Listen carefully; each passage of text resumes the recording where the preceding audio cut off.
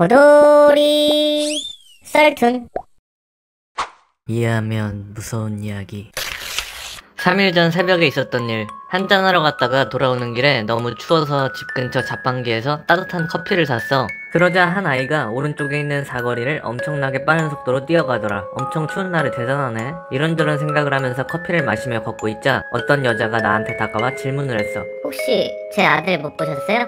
이쪽으로 갔었던 것 같은데. 졸리고 춥고 귀찮아서 못 봤다고 하고 집에 가서 잤어. 그리고 다음날 나는 놀랐어. 내가 본 아이의 엄마가 자기 집에서 칼에 찔려 중상을 입었다고 근처 담배가게 주인이 그러더라고. 신문에는 안 실려 있었기 때문에 자세한 건 모르겠지만 발견한 사람이 자식이고 경찰서까지 뛰어갔다는 것 같아. 나 도와준 걸지도.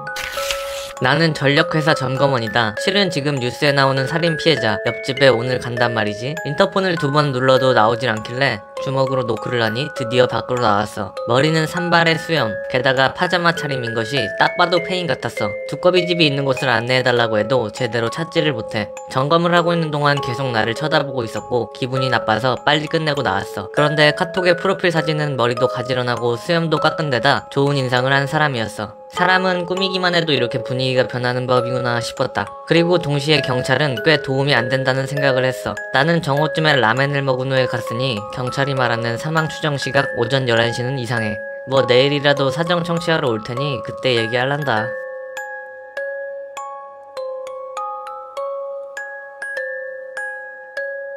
첫 번째 이야기. 범인은 그날 아들을 찾던 여자. 아들은 그 여자가 자기 엄마를 칼로 찌르는 것을 목격했다. 그리고 그 아이가 경찰서에 신고를 하러 가는 것을 나가 목격했다. 그리고 살인자가 그 아이를 죽이려고 쫓아가다가 놓쳐 우연히 마주친 나에게 거짓말로 아들을 못 봤냐고 물은 것이다. 만약 나가 사실대로 말했다면 그 아이는 살해당하였을지도 모른다. 두 번째 이야기. 집에서 나온 것은 집주인이 아닌 살인범이다. 오돌이 썰툰. 이해하면 무서운 이야기. 1년 전 우리 대학 학생이 무인도에서 7명 전원 죽은 사건이 있었지. 있었지. 그게 왜? 실은 그 사건 모습을 찍은 비디오가 여기 있단 말이지. 진짜? 에이, 거짓말. 수상해. 진짜로? 뭐 일단 봐보자고. 비디오가 재생되자 처음에는 평범한 여행처럼 보였는데 그날 밤에 시체가 하나 발견되고 거기서부터 패닉 영상처럼 보였다. 모두가 벌벌 떨고 겁먹어 있었다. 거기서 연이어 시체가 발견되고 결국은 카메라맨과 소녀 한 명이 남았다.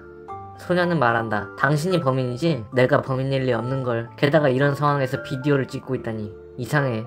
아니야. 내가 아니야. 이건 경찰에 증거로 보여주기 위해서. 그 순간 갑자기 화면이 어두워져 그 다음에는 무참한 소녀의 시체와 목을 메고 자살한 것으로 추정되는 카메라맨 남자가 찍혀있다. 거기서 비디오는 끝이 났다. 어떤 구슬가게가 있었어. 근데 그 구슬가게가 아이들 때문에 너무 시끄러워서 종업원은 귀마개 대신으로 조그만 쇠구슬을 양쪽 귀에 끼워 넣었어. 그런데 너무 귀 속으로 꽉 넣는 바람에 안 빠지게 된 거야. 귀이개로 빼려고 해도 귀이개를 넣을 틈도 없어. 꾀를 내어 아들이 갖고 있는 자석으로 빨아들이려고 했지만 공부할 때 쓰는 자석 가지고는 도저히 무리였어. 그래서 그 종업원은 지인이 일하는 기업 연구소를 찾아갔어. 전에 그 연구실에서 실험용 초강력 전자석이 있다는 얘기를 들었기 때문이야. 지인은 진료하곤 하하, 바보 같은 녀석이네. 뭐 좋아. 우리 회사 건 엄청나게 강력한 자석이니까 간단히 빠질 거야. 거기에 귀를 대. 종업원은 설치된 자석이 있는 곳에 일단 오른쪽 귀를 댔어. 지인이 전자석 스위치를 눌렀어. 그 말대로 그 자석은 초강력이라 빠친코 구슬이 순식간에 자석에 끌려 쨍쨍 하는 충돌 소리가 연구실에 울려 퍼졌어.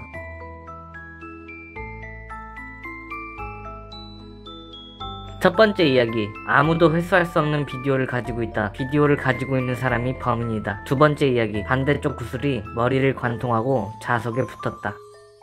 오돌이 썰툰. 이해하면 무서운 이야기. 한 산부인과에서 아기가 태어났다. 그날 밤 간호사가 아기의 상태를 살피니 이럴 수가. 아기는 죽어 있었다. 병원은 사실을 은폐하기 위해 바로 부모 없는 아이를 대역으로 이용했다. 출산했을 때 아이 엄마는 의식이 없어 자신이 낳은 아이를 아직 보지 못했다. 그리고 겉모습이 매우 닮은 아기를 골랐기 때문에 들킬 리는 없을 터였다. 다음날 아기 엄마는 아기를 대면하자마자 험상궂은 얼굴로 소리 질렀다. 이 녀석은 내 애기가 아니야! 한 남녀가 와인을 마시면서 난로 앞에서 느긋하게 쉬고 있었다. 그러자 남자가 갑자기 울기 시작했다. 나 이렇게 행복해도 되는 걸까? 나는 지금까지 3명의 아내를 잃었는데. 여자는 위로하며 말했다. 괜찮아. 당신은 행복해질 권리가 있어. 그런데 아내는 어떻게 이렇게 된 거야? 남자는 울며 여자의 물음에 대답했다. 첫 번째 아내는 심장 발작으로, 두 번째 아내도 심장 발작으로 죽었어. 여자도 안타까워하며 말했다. 불쌍하게도. 그럼 세 번째 아내도 심장 발작? 남자는 눈물을 닦으며 말했다. 아니, 계단에서 굴러 목표가 부러졌어. 여자는 말했다. 어머나, 술에 취해서? 남자는 말했다. 아니, 그녀만은 술을 못 마시는 사람이었어.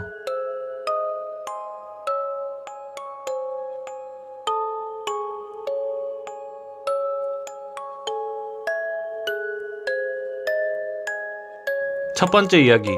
아기 엄마가 아기를 죽였기 때문에 아기가 자신의 아기가 아니라는 것을 알 수 있었다. 두 번째 이야기. 남편이 첫 번째, 두 번째 아내는 술에 무언가를 타서 죽이고 세 번째 아내는 술을 마시지 못함으로 계단에서 밀어 죽였다. 그리고 현재 함께 와인을 마시고 있는 여자도 아마... 오돌이 썰툰. 이해하면 무서운 이야기. 요즘 근처에서 살인사건이 났어. 피해자는 전부 같은 초등학교 아이들. 이 범행은 매우 잔혹하여 시체는 눈뜨고 보기 힘든 형태로 변해 있다고 해. 사건 현장에 받쳐진 많은 꽃들. 하지만 그 중엔 클로버가 대량으로 받쳐져 있어. 다른 현장에도 반드시 클로버가 대량으로 놓여 있어. 아무래도 한 할머니가 그것을 둔다는 것 같아. 나이는 80살쯤 되었으려나? 매우 온화해 보이는 할머니. 눈물은 보이지 않고 상냥한 미소로 이쁜 클로버를 받치고 손을 마주친 후 돌아가. 손자인 걸까? 아는 아이인 걸까? 나도 꽃을 바치고 싶어서 현장에 가니 때마침 할머니와 만났어. 할머니는 평소처럼 클로버를 바치고 있었어. 나는 궁금해서 물어봤어. 왜 클로버를 바치는 건가요? 클로버는 잎이 4개 있기도 한 행복한 꽃이잖아. 저 세상에서도 행복하게 지내주길 바라는 뜻을 담고 있어. 그리 답한 할머니는 매우 상냥한 눈을 하고 있었는데 이따금 서글픈 표정도 잠깐씩 보였어. 실은 말이야, 우리 손자도 죽었어. 다른 사건인데 학교에서 사고로. 자세한 얘기는 아직 모른대. 이 살인사건으로 죽은 아이들, 손자와 엄청 사이 좋았다고 해. 그래서 이렇게 모두에게 클로버를 바치고 있어. 눈물을 흘리며 그리 말하고는 할머니는 그 옷을 떠났어. 이런 상냥한 할머니가 있구나. 그리 생각하며 나는 집에 돌아갔어. 현관을 열자 그곳에는 결혼한 지 얼마 되지 않은 아내가 귀가를 기다려주고 있었다. 다녀오셨어요? 오늘도 늦었네? 일 바빠? 나는 말했다. 응, 그래. 요즘 큰일을 맡게 되어서. 아내에게 수트 자켓을 맡기고 주방으로 향한다. 테이블 위에는 감자 냄새가 나는 커다란 그릇이 놓여 있었다. 오, 오늘은 고기 감자 조림이구나. 맞아, 당신이 가장 좋아하는 거잖아. 하지만 자리에 앉아보니 뭔가 이상하다. 이 고기 감자 조림 중요한 게 안 들어있는데? 뒤에 서 있는 아내가 대답한다. 아, 그거 말이야? 아까까지 재료가 없어서.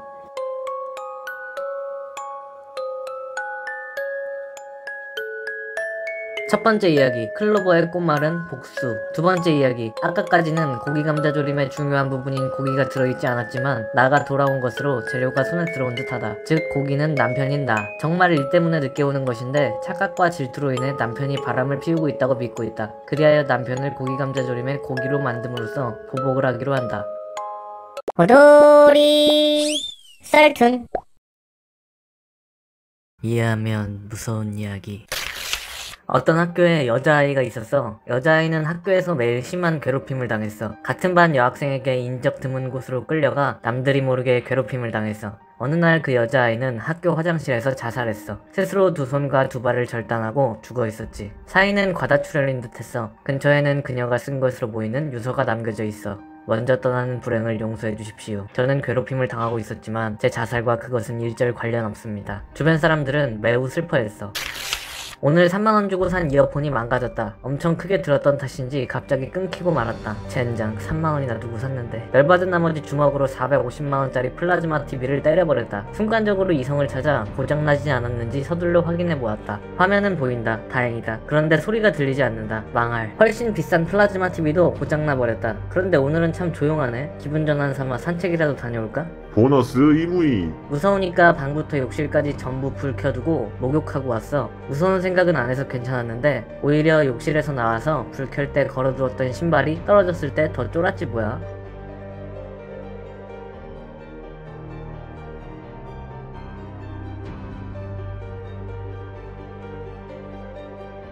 첫 번째 이야기, 스스로 양손을 절단할 수는 없다. 그렇다는 건 본인 외에 누군가가 절단한 것이다. 두 번째 이야기, 갑자기 자신의 귀가 들리지 않게 된 것을 깨닫지 못하고 있다. 세 번째 이야기, 씻으러 들어가기 전 분명 모든 곳에 불을 켜두었다고 했는데